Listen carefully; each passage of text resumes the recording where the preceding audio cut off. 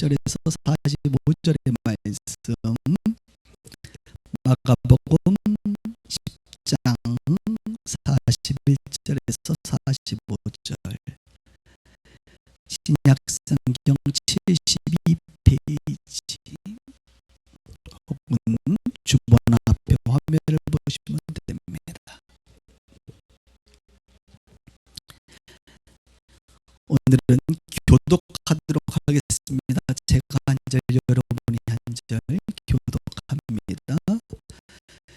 열제자가 듣고 야고보와 요한에 대하여 화를 내거늘 예수께서 불렀다가 이르시되 이방인의 집권자들이 그들을 임의로 주관하고 그 국관들이 그들에게 권세를 부리는 줄을 너희가 알고 너희 중에는 그렇지 않을지니 너희 중에 누구든지 크고자 하는 자는 너희를 섬기는 자가 되고 너희 중에 누구든지 명하는 자는 모든 사람이 같이요.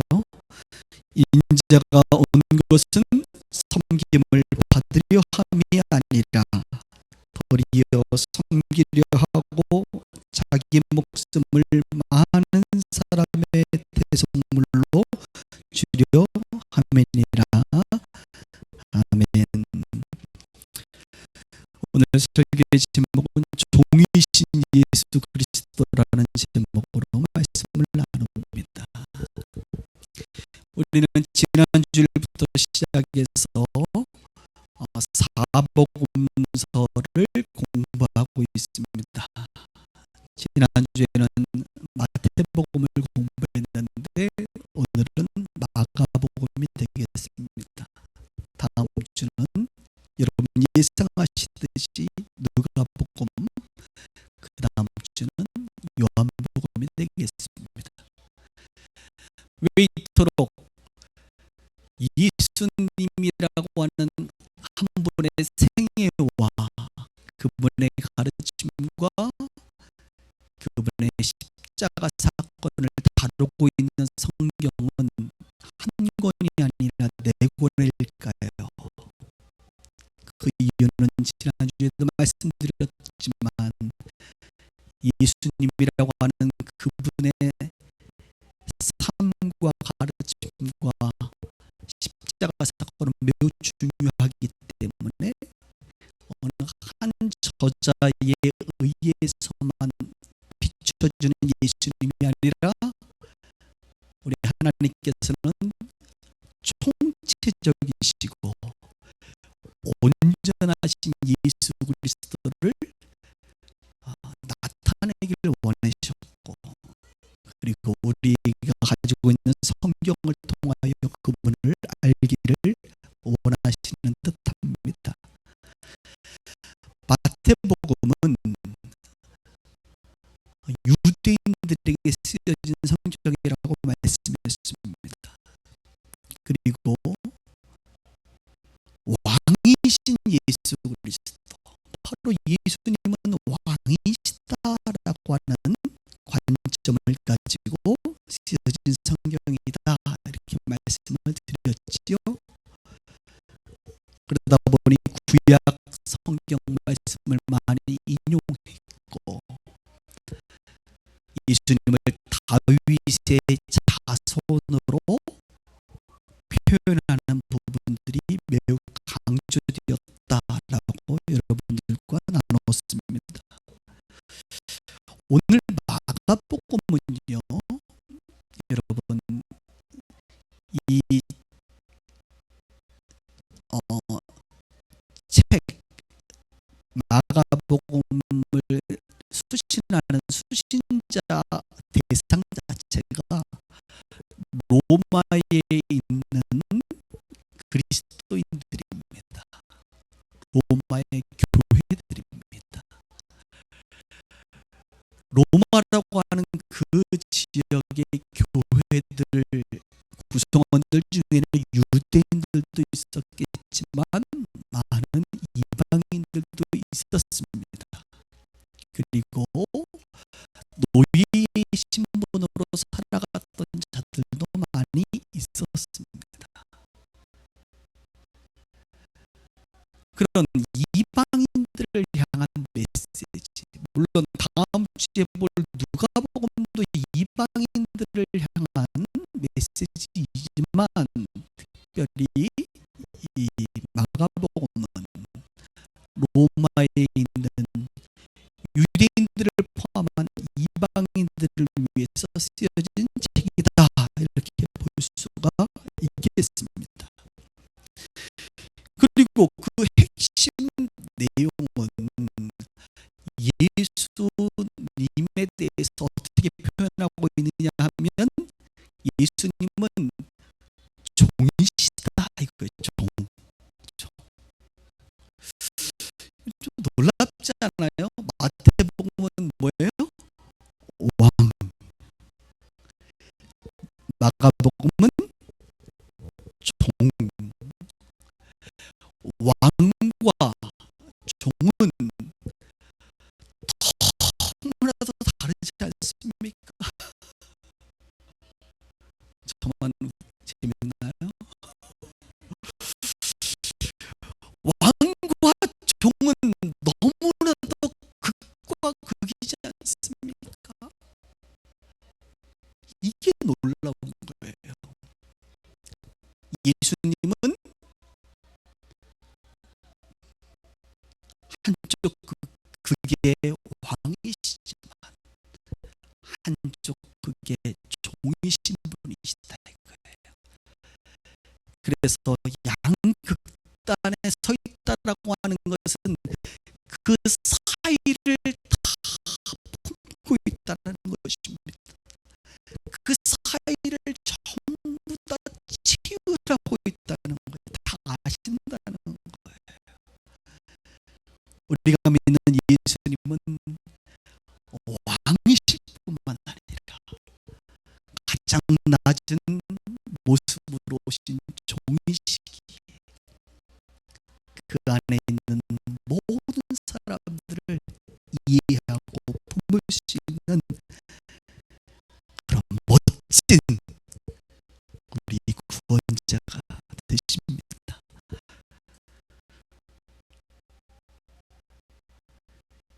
이 마가복음의 배경은 왜 쓰여졌는고, 이것을 여러분들이 좀 아실 필요가 있습니다. 왜냐하면 사복음서 중에 마가복음이 가장 먼저 쓰였습니다.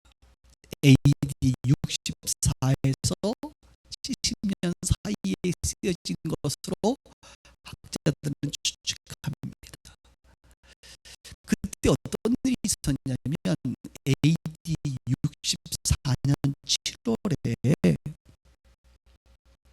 로마의 대화재가 일어났고, 이 화재의 주범이 누구냐라고 하는 것에서 정치적인 논리가 펼쳐지면서 유대인들로 지목이 되었는데, 그 유대인들이 로비를 하면서 아니다, 우리가 아니라 바로 저 그리스도인들을, 유대인들을 말한다라고 지목을 하게 됩니다. 그것으로부터 시작해서 이제 그리스도인, 예수를 따르는 집단, 기독교가 이제 완성되어 있지 않는 그런 기독교의 모습이지만, 우리가 부르기에는 그 기독교인들이 핍박을 받게 됩니다. 그때 이 죽은 사람들, 순교당한 사람들이 그 유명한 베드로, 바울, 이런 사도들이 다 죽어나가기 시작하는 거예요. 순교당하기 시작합니다. 여러분 생각해 보세요. 이제 사도들이, 사도행전에 보면 야고보 사도도 순교당하지 않습니까? 야고보를 비롯해서 수많은 하나님의 사람들, 특별히 예수님을 따랐던 제자들, 사도행전으로 표현하면 사도들, 증인들이 다 죽어나가기 시작한다는 거예요.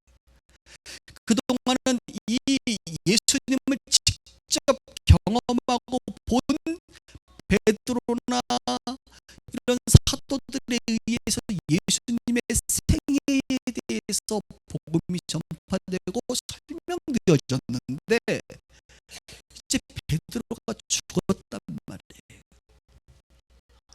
그럼 예수님에 대한 이 생생한 이야기가 시간이 지남에 따라 희석될 가능성이 매우 높겠죠. 그래서 로마에 있는 교회들은 베드로나 바울의 순교 이후에 이 마가에게 요청을 합니다. 어떤 요청입니까?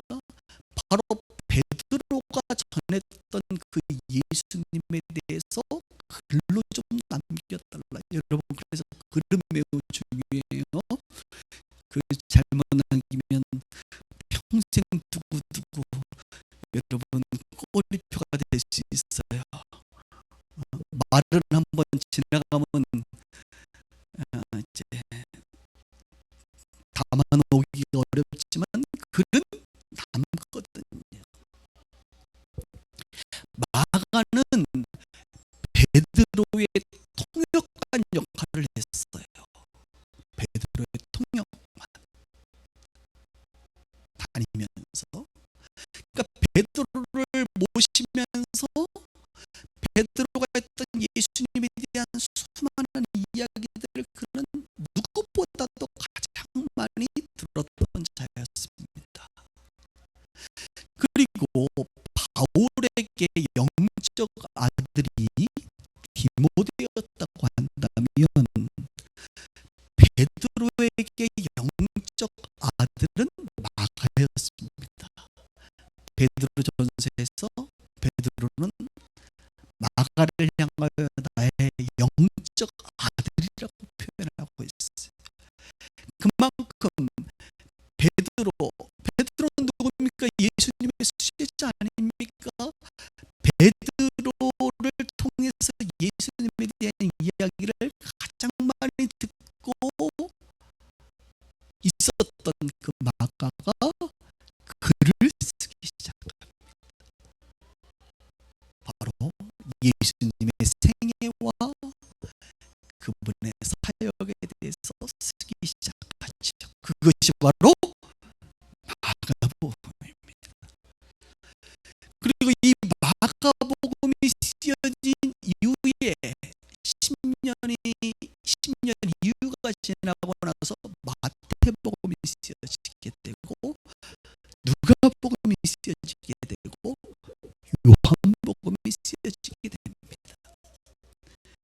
그러니까 여러분, 마가복음을 어떻게 보면 예수님의 생애에 관련된 책을 쓴 마가는 선구자의 역할을 했던 것이죠. 그래서 마가의 위대함과 중요성이 있는 것입니다. 마가가 썼어? 마태도 자기가 모셨던 예수님에 대해서 많은 것들이 있거든요. 그런 것들을 또 써나가기 시작합니다. 누가도 마찬가지고 요한도 마찬가지고. 그래서 우리가 지금 가지고 있는 사복음서를 통해서 우리는 예수님에 대해서 조금 더 총체적이고 완전하게 알아가고 있는 것입니다.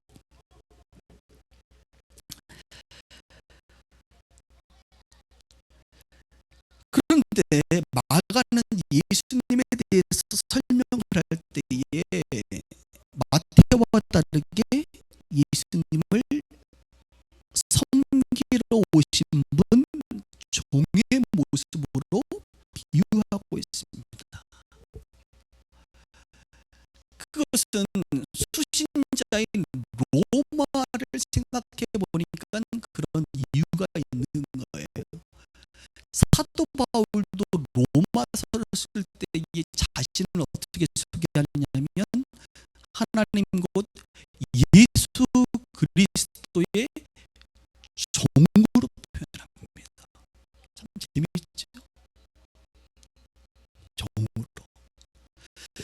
고린도 전후서 같은 경우는 어떻게 표현하냐면 바울이 나는 예수 그리스도의 사도다 이렇게 표현해요. 왜냐하면 고린도 교회는 이 바울의 사도권에 대해서 별로 인정을 하지 않았거든요.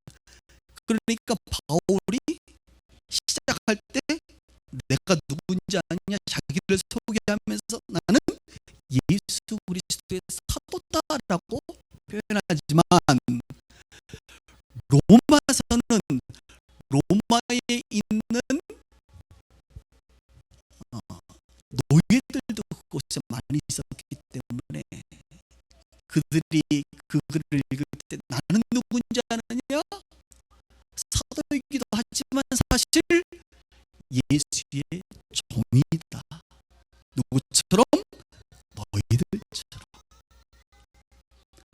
너희들이 종의 신분으로 지금 살아가고 있지만 사실 나도 종이고 마가는 예수님도 종으로 오셨다라고 말합니다. 노예들이여 당신들의 원래 신분은 종이 아니지만 지금 종의 모습으로 살아가고 있는 것처럼 예수님은 왕이신데 그분은 지금 종의 모습으로 오셨습니다 라고 설명하고 있는 것이죠.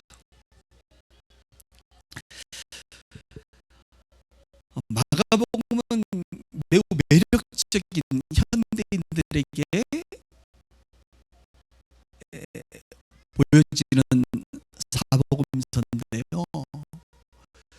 여러분들이 마가복음을 좀 더 읽거나 혹은 연구하고 싶다고 한다면 우리 빛과 소금의 교회는 2015년도 작년이죠. 작년 1월부터 시작해서 마가복음을 24번에 걸쳐서 설교를 이미 완성했습니다.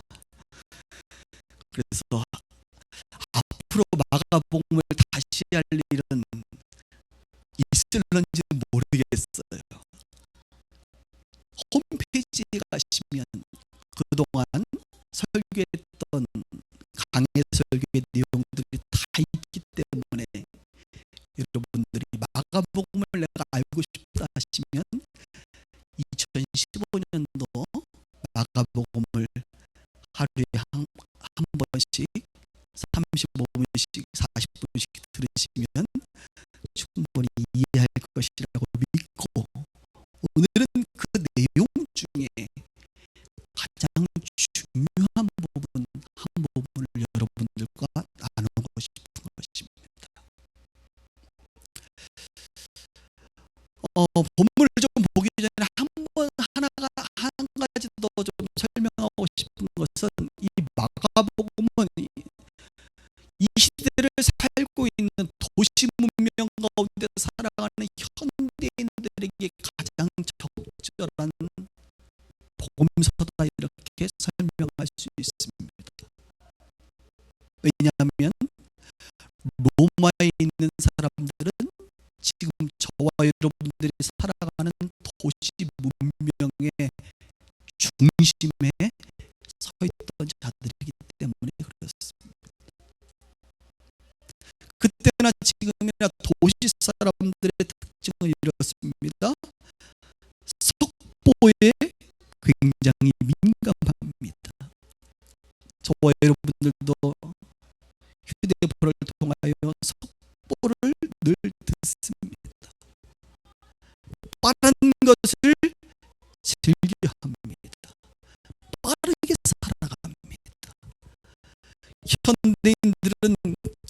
긴 것을 싫어합니다. 짧은 것을 좋아합니다. 저도 25분 만에 설교를 끝내야 되는데 도대체 그 능력은 제가 불가능한 것 같아서 좀 길게 설교해서 여러분들 시험에 들 수도 있습니다. 왜요? 현대인들은 짧은 걸 좋아하니까. 마가복음은 사복음서 중에서 가장 짧습니다. 마가복음 가운데 가장 많이 반복되는 단어는 무려 40번에 걸쳐서 곧이라는 단어입니다. 곧. 즉시라는 단어가 반복됩니다.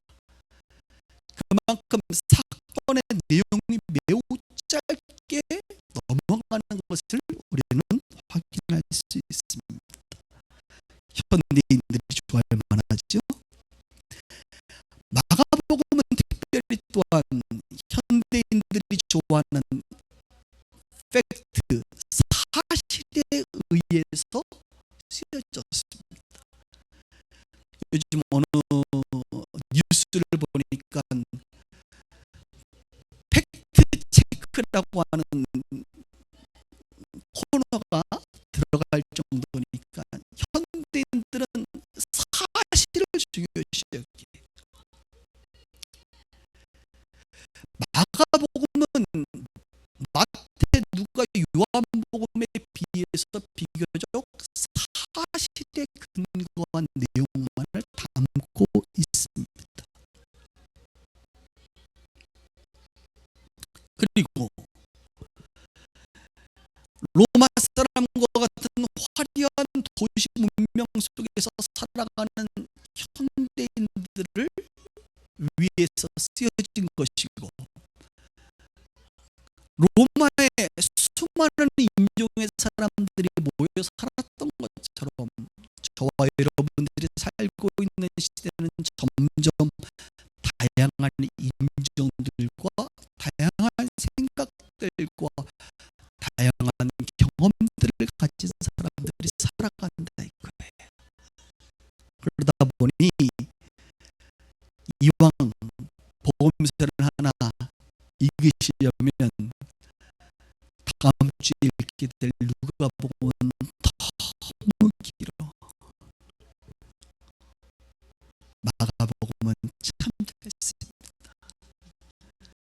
사실만을 말하고 있습니다. 읽으시면 유익하리라고 봅니다. 마가복음 중에서 오늘 제가 선정한 본문은 바로 마가복음 10장의 내용입니다. 이 내용만큼 마가복음을 잘 설명하고 있는 것은 없다고 판단하기 때문에 그렇습니다. 41절 한번 볼까요? 41절에 보니까 이렇게 시작하지. 열 제자가 듣고 야고보와 요한에 대해서 화를 내거늘. 첫 번째 시작은 열 제자가 화를 냈다라고 말합니다. 여러분, 왜 12명의 제자 중에 야고보와 요한 2명에게 10명은 화를 냈을까요? 그 앞의 내용은 이런 것입니다. 예수님께서 예루살렘에 입성하시는 그 길 가운데 이제 마지막으로 자신의 죽으심과 부활을 세 번째 예고하십니다. 마지막 예고입니다. 그리고 예수님은 예루살렘으로 입성하십니다. 그런데 그 과정 속에서 이 야고보와 요한 형제잖아요.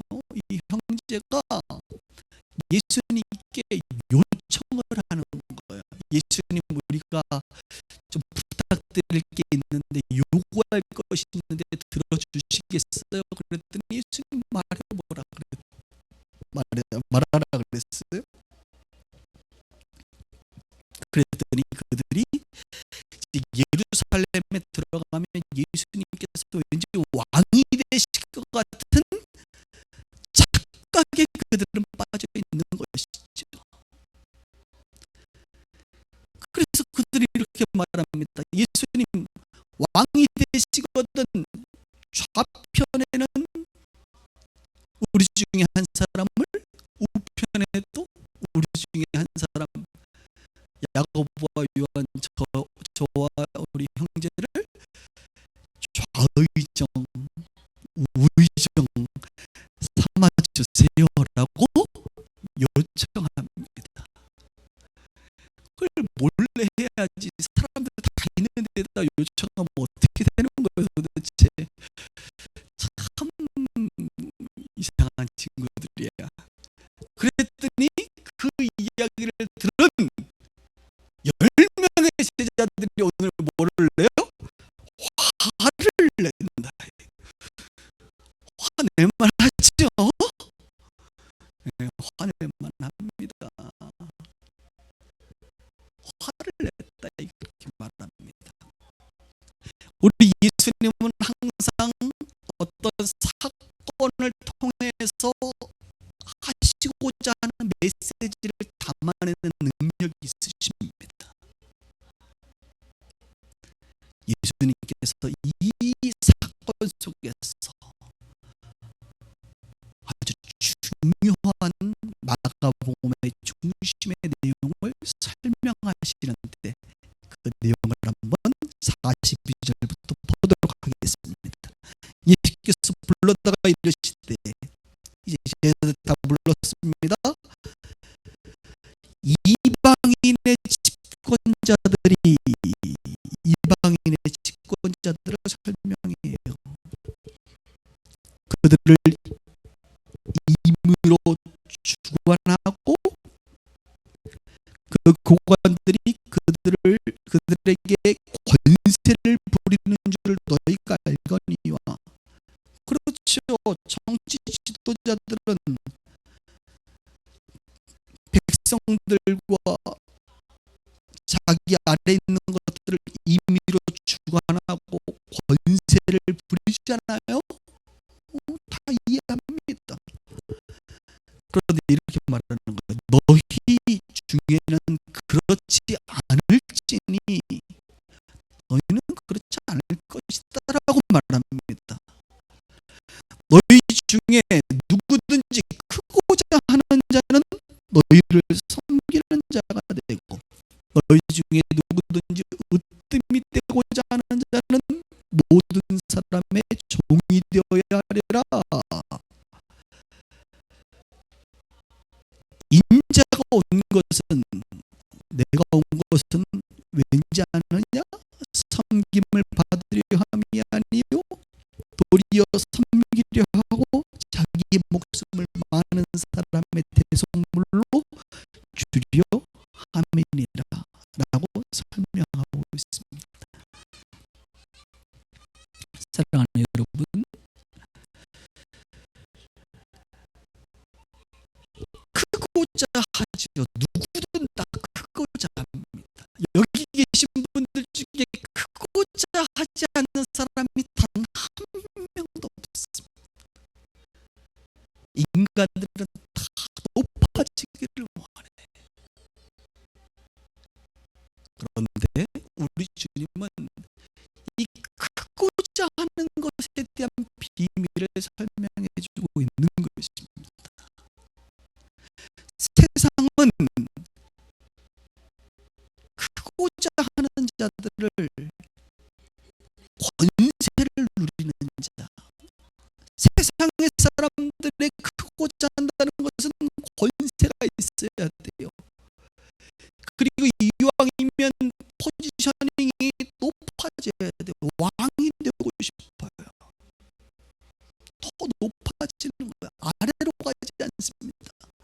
어느 조직이든 어느 모임이든 계속 높은 곳으로 올라가는 것이 큰 것이.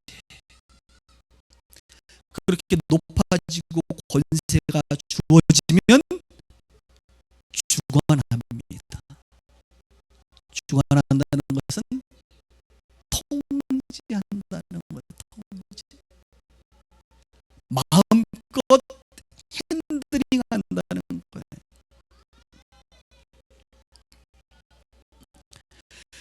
그들에게는 힘이 있습니다. 그 힘으로 사람들을 밟습니다. 밟고 더 높은 곳으로 올라갑니다. 이것이 세상 사람들의 세상의 법칙, 크고자 하는 법칙입니다. 그런데 예수님은 정반대로 말하고 있어요. 하늘의 법칙은 뭔지 아느냐? 성경의 법칙은 뭔지 아느냐? 크고자 하는 자는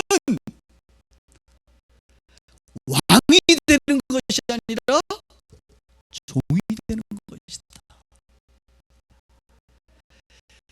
권세를 부리는 자가 아니라 섬기는 것이다.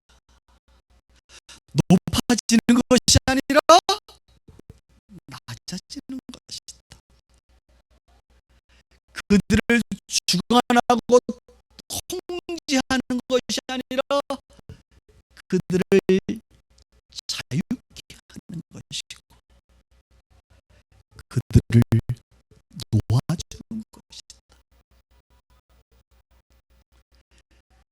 그 힘으로 그들을 밟고 올라가는 것이 아니라 그들의 발을 씻겨주는 것이다 라고 주님께서는 설명해 주고 있는 것입니다. 그래서 예수님께서 다른 성경보다 마가복음에 보면 이적과 기적과 치유의 사건이 아주 많이 등장해요. 그러니까 예수님이 가지고 있는 능력, 그 힘으로 그분은 뭘 하셨냐면 가난하고 병들고 고통받는 자들을 위로하고 죽은 자를 살려주고 먹을 것이 없는 자들에게 먹을 것을 주고 위로가 필요한 자들에게 진정한 위로를 해주고 아파서 일어나지 못하는 자들을 고쳐주시는 그 일, 그 일을 예수님이 하셨다는 거예요. 오히려 그런 자를 억압하고 부리고 통제하고 핸들링하는 게 아니라 섬겼다. 섬겼다. 그럴 때에 하나님께서 그런 자들을 어떻게 높이십니다. 종종 이 땅에서 높여지는 경우도 있고 이 땅에서 높여지지 않으면 어디서요?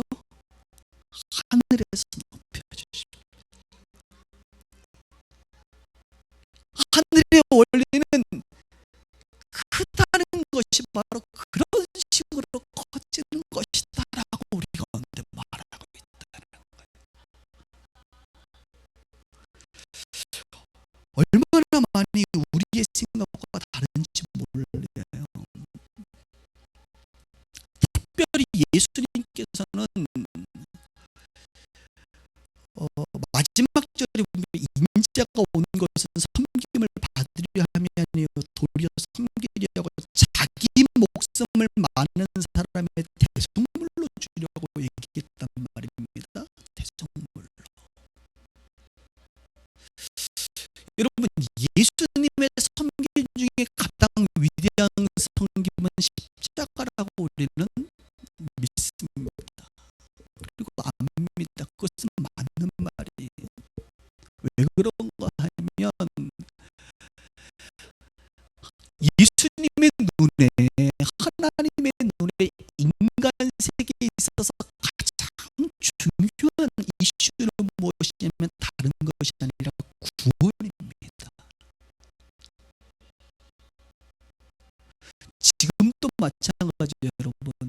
우리가 살고 있는 시대에 사람들이 가장 중요한 게 뭔지 아세요? 구원이에요. 주택 문제도 물론 심각해요. 경제적인 문제도 심각해요. 가정의 문제도 심각해요. 국가의 위기도 있고 남북 간의 문제도 심각해요. 그래요, 수많은 심각한 문제가 있습니다. 그러나 하나님의 눈에 여전히 가장 심각한 문제는 사람의 구원의 문제라는 거예요. 구원의 문제. 그런데 이 구원의 문제는 대통령이 해결할 수 없는 것입니다. 이 구원의 문제는 대기업 회장님이 해결할 수 있는 게 아니에요. 이 구원의 문제는 해결할 방도가 없어요.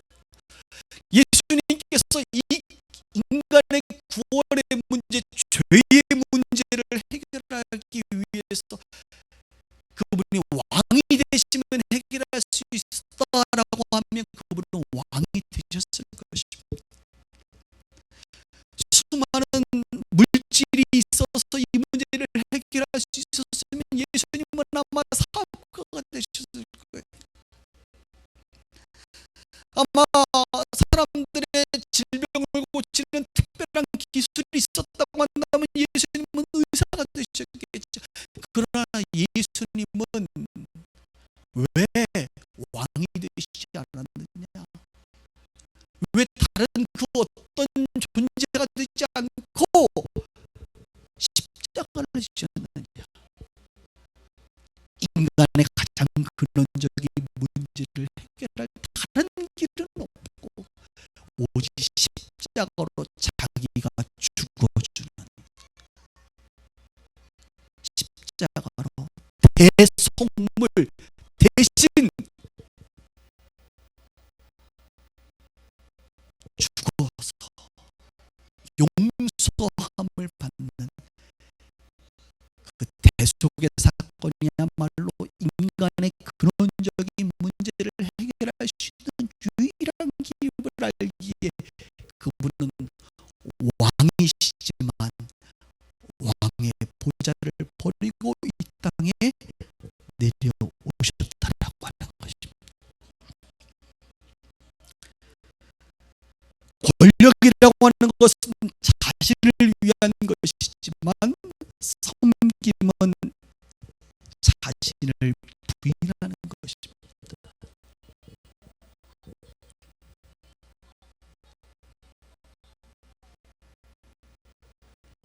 권력은 나를 위한 것이지만 섬김은 타인을 위한 것이라.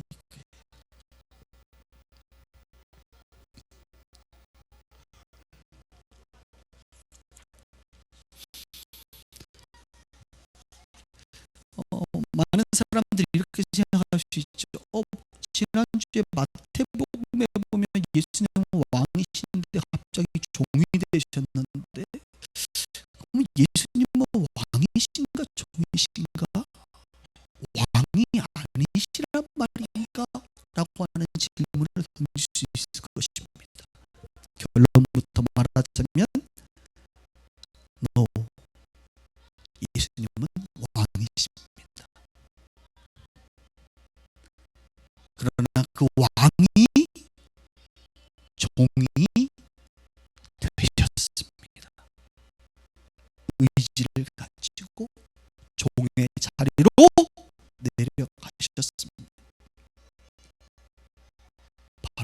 구원을 위하여, 섬김을 위하여, 저와 여러분을 위하여 내려가셨습니다. 이 내용을 빌립보서는 말하고 있죠. 그래서 로마서와 함께 빌립보서에서 바울이 나는 예수의 종 바울을 설명하고 있어요. 종의 모습을 빌립보서도 말하고 있는데, 그 유명한 말씀이 있잖아요. 빌립보서 2장 5절부터 8절, 너희 안에 이 마음을 품으라 곧 그리스도 예수의 마음이니 그는 근본 하나님의 본체시지만 하나님과 동등됨을 취할 것으로 여기지 아니하시고 오히려 자기를 비워 종의 형체를 가지사 사람들과 같이 되셨고 사람의 모양대로 나타나서 자기를 낮추시고 죽기까지 복종하셨으니 곧 십자가에 죽으심이라. 예수님 누구세요? 그분은 하나님과 동등되시는 왕이십니다. 그러나 자기를 비워 종의 형체가 되셨다라고 성경은 말합니다. 십자가에 죽으셨다. 분명합니다. 예수님께서 그렇게 종이 되시고 낮아지신 이유는 저와 여러분들을 구원하기 위한 것이었습니다. 이것을 우리는 사랑이라고 말합니다. 하나님의 사랑, 주님의 사랑. 사랑은 그래서 섬김을 통해서 나타나는 것입니다. 사랑하면 종이 되어주는 거예요. 사랑은 대신 감당하는 것입니다. 사랑은 대속물이 되어주는 거예요. 그래서 여러분, 대신이라고 하는 이 단어, 이게 매우 중요해요. 이 종이라는 단어가 슬레이브라고 하는 단어인데, 종과 서브, 이 섬긴다라는 단어하고 연관이 되어 있고 서비스라는 단어가 연관되어 있습니다. 그러니까 섬김이라고 하는 것은 종이 되는 거예요. 종이라고 하는 존재는 누군가 주인을 대신하는, 누군가를 대신 섬기며 살아가는 게 바로 종입니다. 그런데 예수님께서 지금 왕이신 그분이 종이 되셨다는 거예요. 대신 우리가 감당해야 될 그 몫을 대신 감당하기 위해서 오셨다는 거예요. 이것이 사랑이라 이거예요. 아주 쉬운 예를 들까요? 여러분 자녀를 여러분 키우시는 분들이 많이 계시는데, 가장 좋은 예는 항상 부모와 자녀와의 관계입니다. 하나님과 우리와의 관계는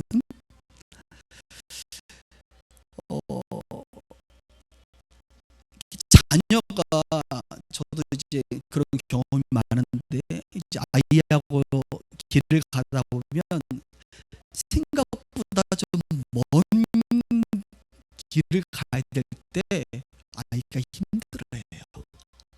그럼 부모들은 어떻게 하는지 아세요? 그 아이를 없습니다. 없습니다. 그리고 그 길을 갑니다. 없는다는 것은 그냥 없는 게 아니에요. 이 아이가 가야 될 그 길을, 이 아이의 발걸음이 가야 될 그 몫을 부모가 대신 짊어지는 거예요. 그래서 없는 것은 단순한 없는 게 아니라 이 아이의 수고를 대신 지는 것이 바로 업어주는 것이죠. 또 먹여줍니다. 지가 먹어야지 왜 자꾸 먹여줘. 먹여주는 거예요. 대신 해주는 거예요. 연약하니까. 심지어는요, 정말 저는 이해가 안 돼요. 이 아이의 학비를 대줘. 요즘 학원비 엄청 비싸요. 학원비도 부모가 대줘. 에이, 목사님 우리가 나았으니까 대주죠. 아니요. 나도 버리고 도망가는 사람이 있습니다. 우리가 낳았기 때문에 그 아이를 책임지는 게 아니에요. 낳았을 뿐만 아니라 그 자녀를 사랑하기 때문에 기꺼이 대신 그 아이가 배우면서 감당해야 될 그 비용을 부모가 대신 지불하는 것이.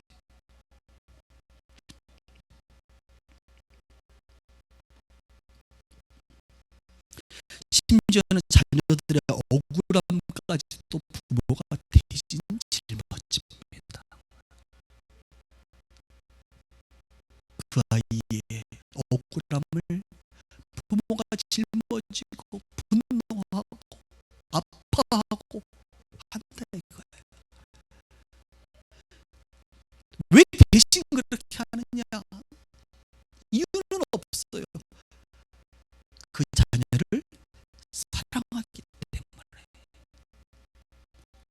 그래서 부모는 자녀를 향하여 어느 단계까지 나아갈 수 있냐면 죽음의 단계까지도 대신 짊어지는 것이 부모라 이것이에요. 할렐루야.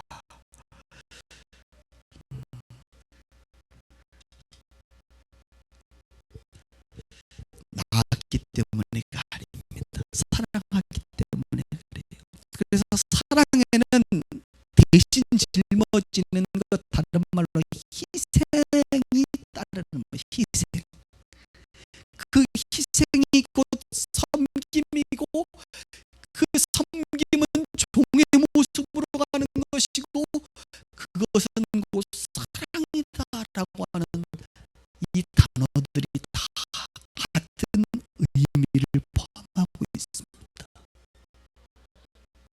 예수님은 왜 종이 되셨는가? 한마디로 우리를 사랑하시기 때문에.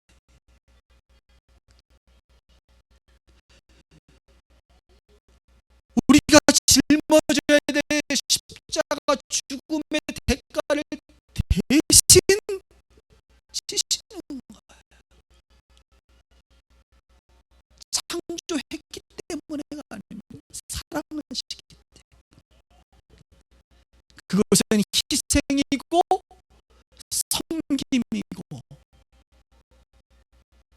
종으로 오신 예수님의 모습을 나타내고 있지. 그래서 요한복음에 보면 예수님이 친히 이렇게 말씀하십니다. 15장에 보면 사람이 친구를 위하여 자기 목숨을 버리면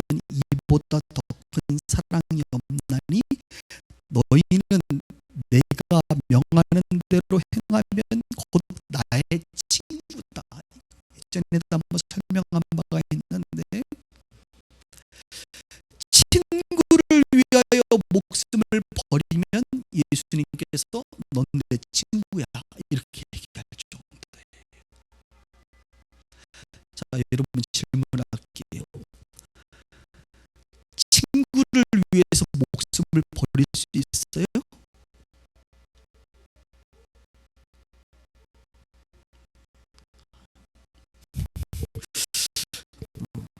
자, 다르게 질문하겠습니다.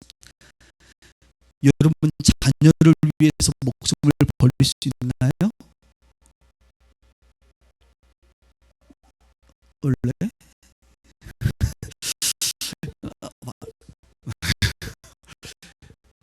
자녀를 위해서는 왠지 버릴 수 있을 것 같지 않아요? 근데 물론 상황이 돼봐야 되겠지만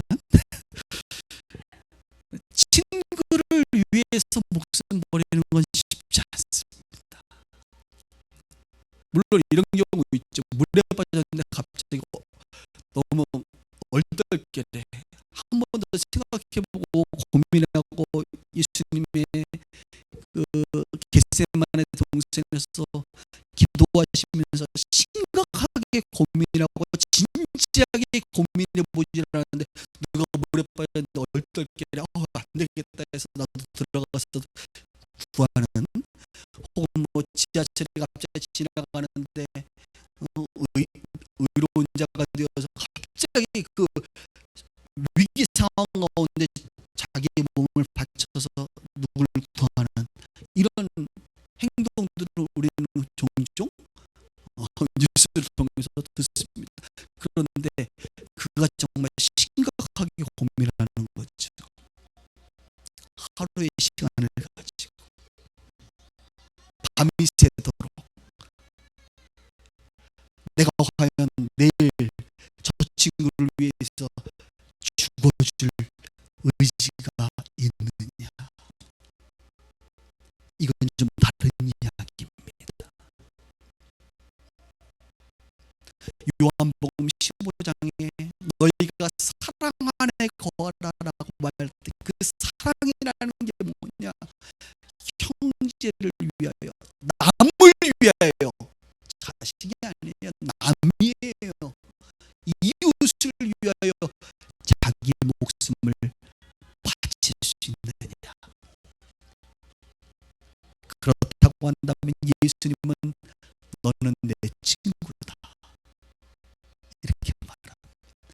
성경에 친구라는 단어, 벗이라고 하는 단어가 몇 번 쓰이지 않습니다. 구약에 보면 아브라함을 향하여 하나님은 나의 벗이다라고 말합니다. 친구라고. 원래 친구라는 것은요, 같은 공감대가 형성되어야 친구가 되는 것입니다. 함께 아파하고 함께 추억을 나누고 그 사람이 경험한 것을 함께 경험한 사람이 친구가 되는 거예요. 급이 같아야 돼, 친구가 되려면. 그런데 하나님의 친구가 누구냐? 아브라함이에요. 왜요? 아브라함이 그의 독자 아들 이삭을 모리아 산에서 번제물로 바치는 사건이 등장하죠. 하나님은 그 모습을 보고 나서 아브라함에게 너는 내 친구다. 왜요? 그 사건은 곧 신약으로 넘어가면 하나님의 독생자 아들 예수가 십자가에 죽는 사건이거든. 그 하나님께서 계획해 놓으신 아들이 죽는 그 십자가의 사건을 바라보시면서 아브라함아, 너는 내가 했던 그거 너도 했구나. 내 아들 독자를 바쳤구나. 너는 오늘부터 내 친구다. 내가 네 마음을 알고 네가 내 마음을 알고. 자식이 번제물로 드려지는 그 사건, 그 마음 나는 안다. 내가 내 아들 십자가에 죽이는 그 사건의 그 감정과 그 마음 너는 알지. 우리는 오늘부터 친구야 라고 말씀하셨어요. 예수님은 반대로 아무 상관없는 저와 여러분들을, 예수님은 이웃을, 저와 여러분들을 위해서 대신 십자가에 죽는, 형제를 위하여 대신 십자가에 죽는 사건을 예수님은 완성하셨습니다. 그러므로 세상에 존재하는 사람들 중에 친구를 위하여 목숨을 버린다라고 한다면 예수님은 내가 네 마음 안다. 너도 내 마음 진짜 아는구나 이제. 자, 오늘 너와 나 친구하자. 그래서 저는요 아직도 고민이에요. 아직 그런 상황은 없었지만 하루간 겟세마네 저 기도처에서 저도 있는데 기도하면서 내가 저 사람을 위해서 죽을 수 있을까? 이런 상황은 아직은 없습니다만 혹시 생긴다고 한다면 그때는 심각하게 고민하면서 아직 예수님의 친구 레벨이 되지 않는구나 나는. 그래서 함부로 우리가 찬양하지 말아야 돼. 예수 나의 친구 되시네 뭐 이런 거 찬양했잖아. 나 주님의 뭐 친구 되기를 원하네. 급이 좀 돼야 그런 노래도 하는 거예요. 쉽지 않은 일이죠.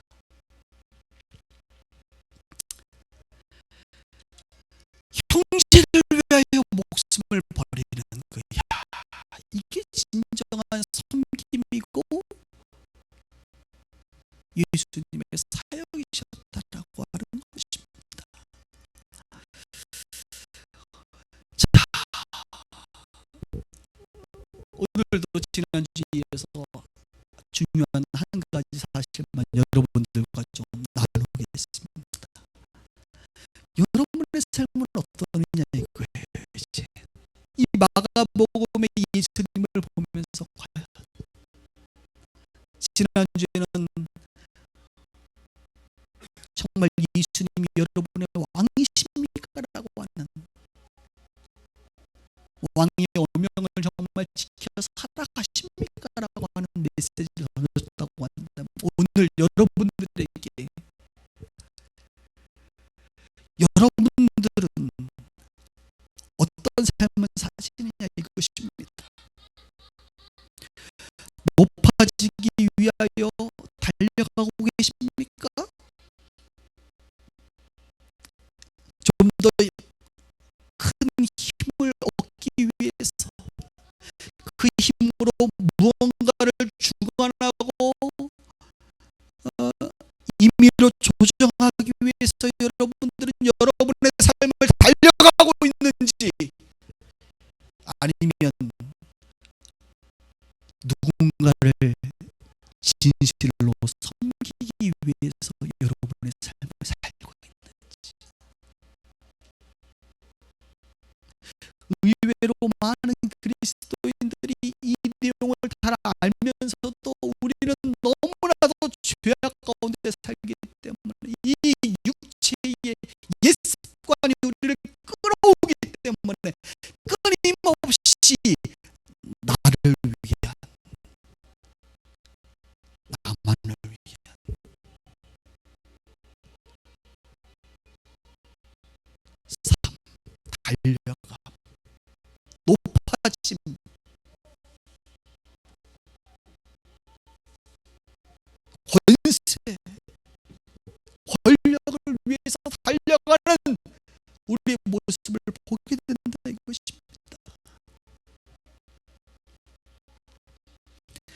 나 자신만을 위한 왕, 유망자가 되기를 원하십니까? 아니면 타인을 위해서 섬기며 살아가는 무명자가 되기를 원하십니까?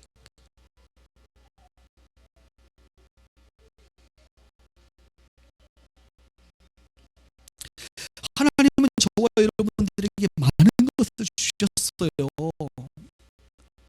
은사도 주시고, 달란트도 주시고, 가정도 주시고, 직업도 주시고, 헤아릴 수 없는 많은 것을 주셨습니다. 사실 우리가 태어날 때는 아무것도 가지고 온 게 없는 자였는데, 아무 지식도 없는 자였고,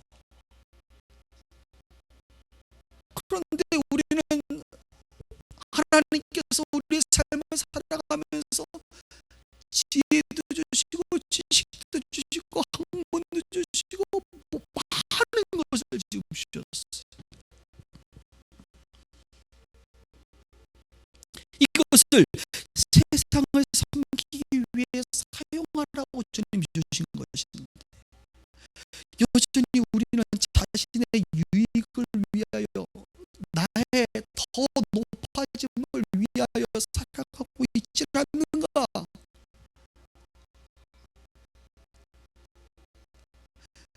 세상의 가치는 신분 상승입니다. 다른 게 없어요. 신분 상승. 내 세대에 못하면 내 자녀 세대라도 더 상승하도록 신분 상승을 위하여 우리는 삶을 살아가고 있는지, 아니면 하늘의 가치인 소명, 하나님이 주신, 예수님에게 주신 그 소명을 이루신 것처럼 나에게 주신 그 소명을 성취하기 위하여, 그것은 곧 세상을 섬기는 것일 터인데, 그것을 위해서 살아가고 있는지, 우리가 섬길 수 있는 것이 얼마나 많은지 몰라요. 교회 안에도 많습니다. 교회 밖에는 더 많습니다. 세상에 우리가 섬길 수 있는 것은 너무나도 많습니다. 저에게는 아무것도 없어요 말하지 마세요. 하나님이 많은 것을 주셨습니다. 기도할 수 있는 입술만으로도 우리에게는 너무 큰 것을 하나님이 주셨습니다. 기도할 수 있는 생각만으로도 우리는 열방을 품고 할 수 있는 일이 참 많습니다.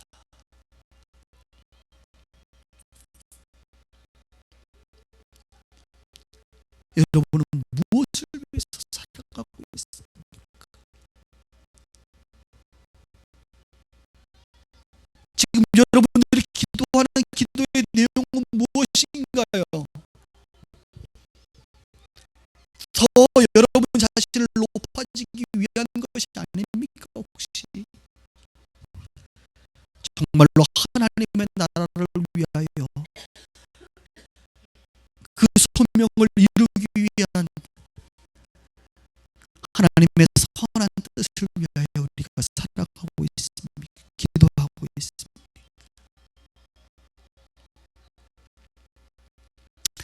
교회도 보면요, 타락하는 교회와 회복하는 교회는 딱 구분이 돼요. 타락하는 교회는 힘을 얻으려고 무언가 애쓰는 교회는 타락하는 것이,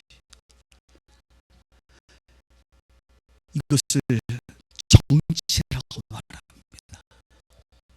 그러니까 교회도 정치가 활발하면, 하여간 회사도 어떤 조직도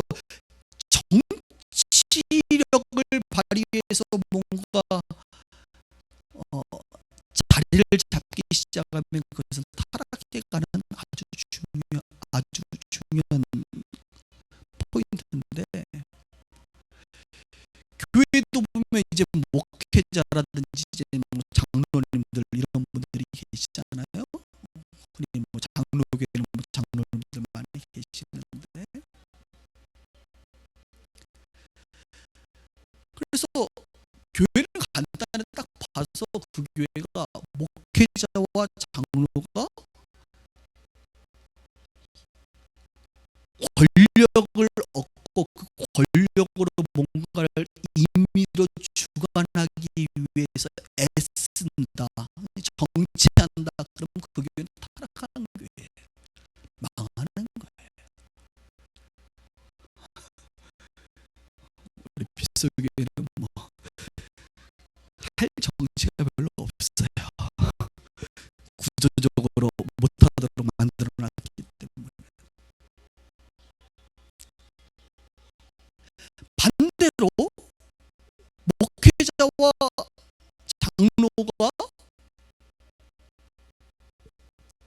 갑자기 우리 목회자 장로 아니고 장로님하고 저만 지금 해당되는 것 같은데, 이것은 우리 둘을 얘기하는 게 아니라 빛과 설탕의 교회 수많은 그 장로님들과 목회자들 말하는 것입니다.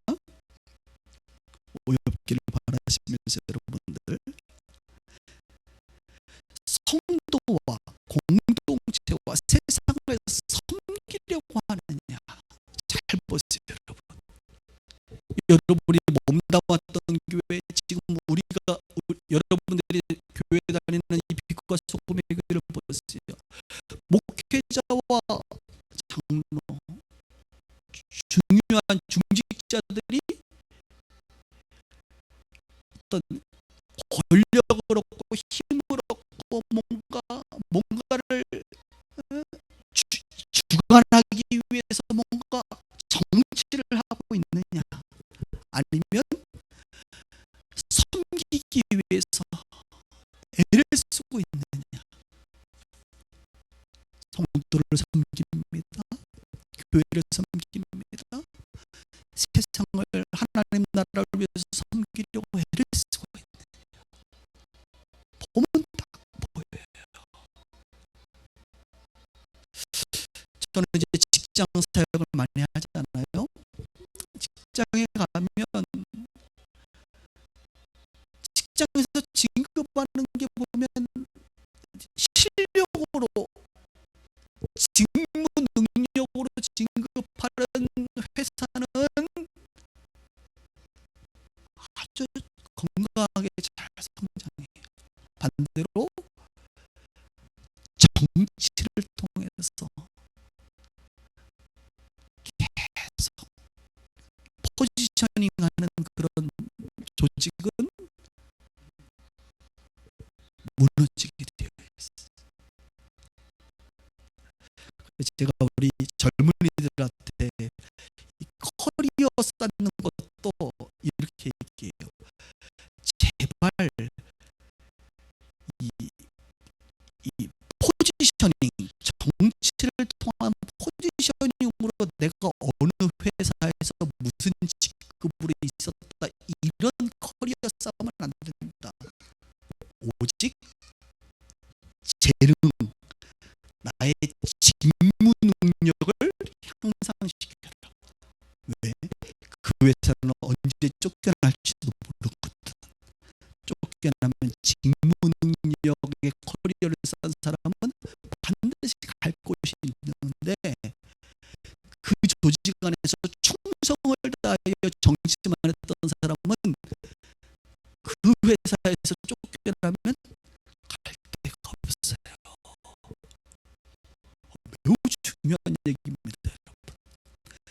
쉽게 얘기하면 목회자로 얘기했을 때, 목회자가 요즘 한국계 목회자도 그렇게 지금 하는 분들이 너무 많아서 문제인데, 신학교부터 시작해서 좋은 교회, 대형 교회의 부교육자, 뭐 이런 큰 회사죠. 큰 회사, 큰 곳에서 어떤 내가 직책을 맡았다라고 하는 것이 이력서에 쫙 그걸로 도배를 해요. 그럼 망하는 거예요. 하나님이 인도한 대로 큰 교회든 작은 교회든 중요하지 않아요. 어떤 직책도 중요하지 않아요. 단지 목사로서 복음을 전하고 말씀을 가르치고 성도들을 목양하고 그 직무 능력, 순전하게 하나님 앞에서 살아가는 그 모습으로 꾸준하게 살다 보면요, 하나님께서 다 기회를 주시고 그런 사람을 통해서 하나님의 일을 하신다 이것이. 맞나요? 아닌가요? 제가 좀 출신이 내가 대형교 출신이 아니어서 그런가? 내가 기회는 많이 있었습니다. 지금도 기회는 있어요. 그러나 이게 중요하지 않아요.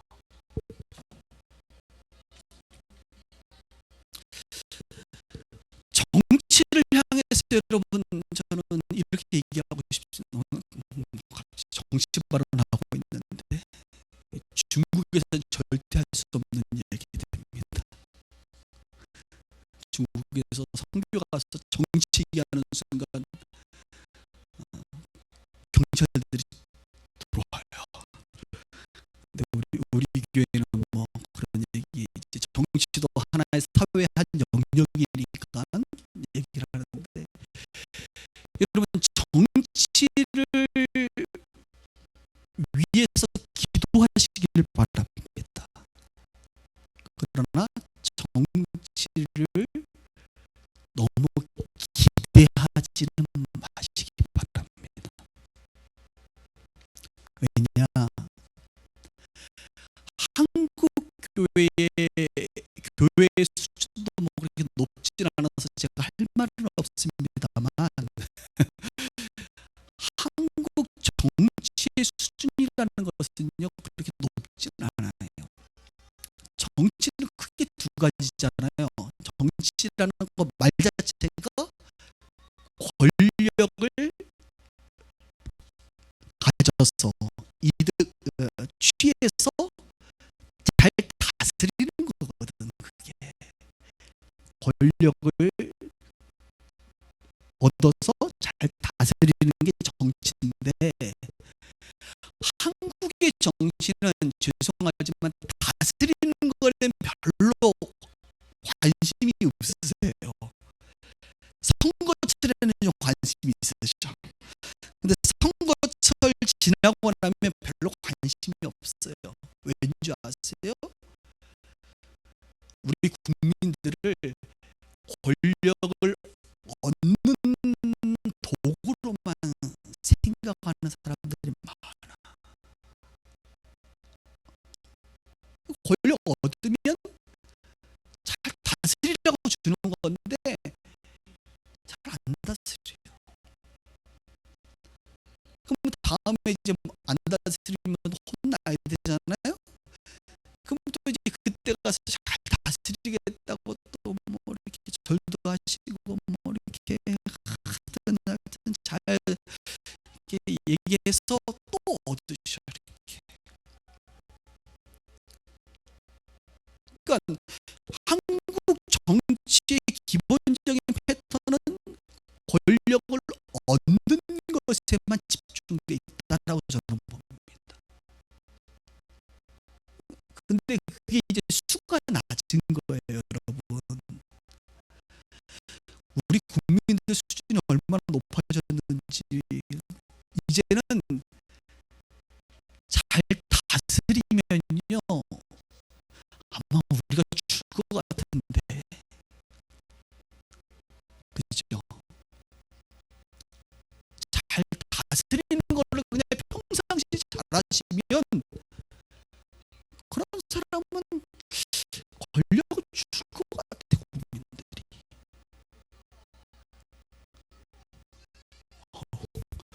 은혜가 안 되나요? 정치적인 발언인 것 같아서. 자, 뭔 얘기를 하느냐? 여러분들이 하는 일도 마찬가지. 우리가 섬긴다는 게 서비스인데 점점 서비스가 이제 중요해요. 정말 섬겨야 되는데 시스템적으로 우리가 섬길 수 있는 여러 가지를 만들어 납니다. 장치를 만들어 놓습니다. 인사 손님이 올 때는 90도로 인사해야 된다. 주문할 때는 눈높이에 맞춰서 무릎을 꿇고 해야 된다. 그리고 도레미파 솔라 안녕하세요 해야 된다. 그 다음에 좋은 장비를 들여가지고 좋은 서비스를 해야 된다. 좋아요 다. 심지어는 요즘에 제가 본 현상 중에 하나가 주유소에 갔더니 분명히 셀프 주유소를 요즘 다 바뀌었어요. 여러분 셀프 주유소로 그죠? 근데 셀프 주유소는 셀프로 내가 하는 거거든. 근데 요즘 셀프 주유소 가면 셀프를 안 해요. 다 넣어줘 직원들이. 왠지 아세요?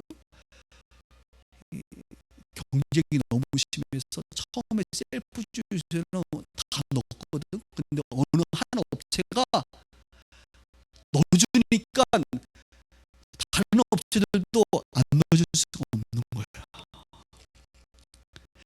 한국처럼 주유소에 자동 세차하는 나라가 없어요. 제가 가본 나라들 중에는 주유소도 별로 없지만 세차해주는 데가 별로 없는데 한국은 모든 주유소에 세차장이 다 있고 셀프인데도 다 넣어주시고 그런 좋은 나라예요. 근데 여러분 사람들은 거기에 감동하지 않습니다. 그것을 진정한 섬김으로 생각하지 않아요. 진정한 섬김은 사람이 하는 거예요. 사람이. 시스템도 물론 섬김이 됩니다. 그러나 진정한 섬김, 그것은 우리의 마음에 감동을 주는 섬김은 도레미파 솔의 톤이 아니에요. 그 사람 안에 있는 진정성.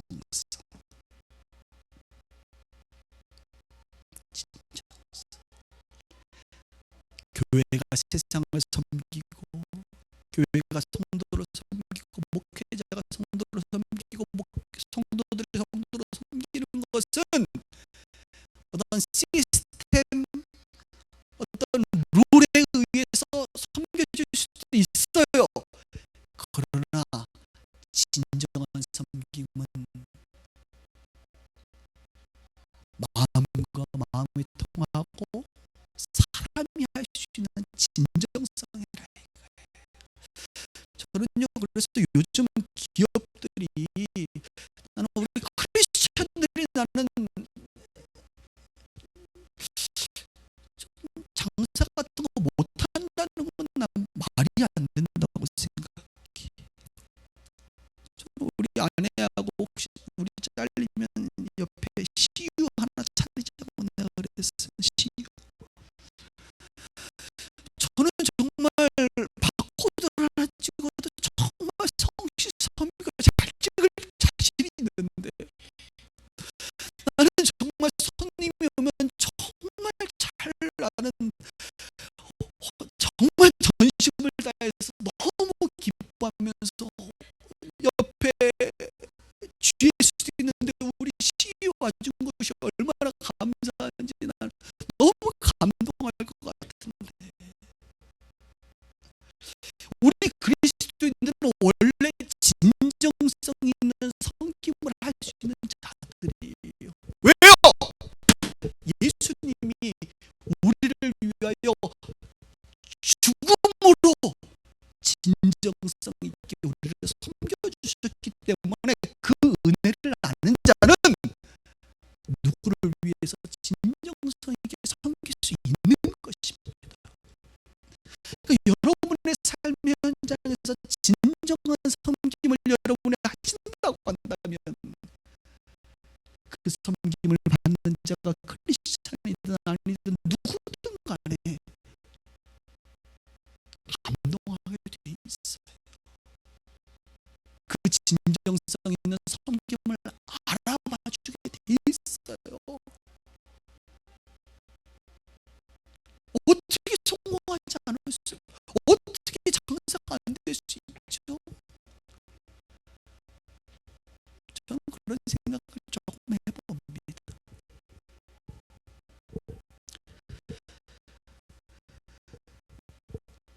할 얘기는 많지만 마무리를 해야 될 것 같습니다. 여러분 섬기고 계십니까 지금? 오늘 하나 나는 나 자신을 위해서 달려가나? 내가 높아지려고 달려가나? 내가 유명해지려고 달려가나? 저 자신에게도 물어보는 거예요. 장 목사, 너는 유명해지려고, 너 높아지려고 목회하니? 라고 물어보는 거죠. 여러분 자신에게도 물어보시기 바랍니다. 섬기기 위해서 주님이 주신 그 소명과 그 일들을 잘 섬기기 위해서 저와 여러분들이 존재하는 줄 믿습니다. 그럴 때 주님께서 예수 그리스도를